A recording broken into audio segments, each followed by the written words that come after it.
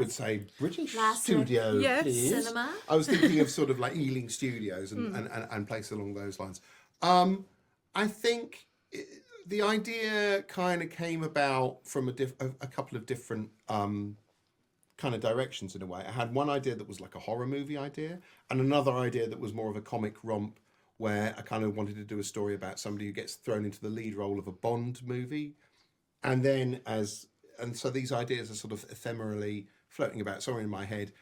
And then I watched Brief Encounter just randomly, which I'd never seen before, because I have not seen as many films as you clearly have, and I'd never seen it before. And I was sort of, I was struck by, it's a beautiful film. It's also dated in many ways, and kind of I thought, oh well, those two ideas I've got, I could sort of glom together and make it a romance. And then I think, like a lot of Black Mirrors, it's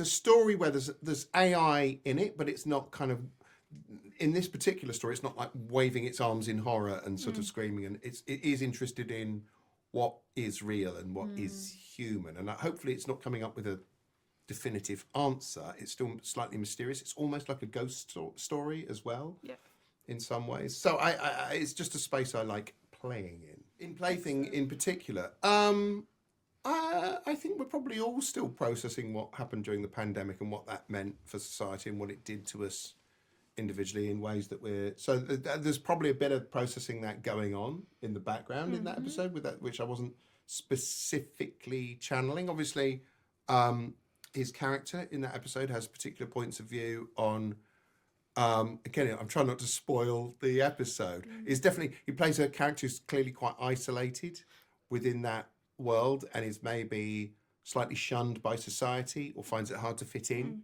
to society. So I was sort of thinking about that. Again, at the same time, technology can be isolating. It can also sort of bring us together and help us communicate. So I think that the technology itself is sort of neutral, and it's how we use these things and how we navigate them that's sort of crucial. It's always fun to put. It's also just a bit of having fun. Yeah. I think when you make a series as long as we make Black Mirror, with such incredible crews and incredible craftsmen all throughout, sometimes you're also just wanting to have fun and hide Easter eggs and wink to some other favorite episodes. And I think that while we are obviously, I think, saying a lot with the series, we're also trying to entertain both the audience and I think ourselves sometimes. Yeah, I think it is. I mean, certainly there is a often the show is slightly investigating what's real. I'm interested in, it's interested in like what is human, and the sort of barriers to authenticity that we have. But it's not like I sit down with a book of philosophy and sort of think, you're kind of coming in it. I'm actually coming at it from a more popcorn angle when I'm kind of thinking of the stories, or I'll be recounting some horrible idea I've had and giggling.